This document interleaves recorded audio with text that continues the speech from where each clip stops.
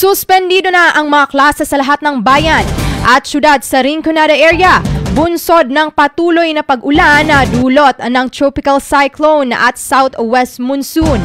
Kanina pa lamang na umaga ay una nang nagsuspinde ng mga pasok sa paaralan ang mga bayan ng Balatan, Baaw, Nabwa at Buhi na sinundan na rin ng anunsyo ng mga munisipalidad ng Bato at Bula, Camarines Sur.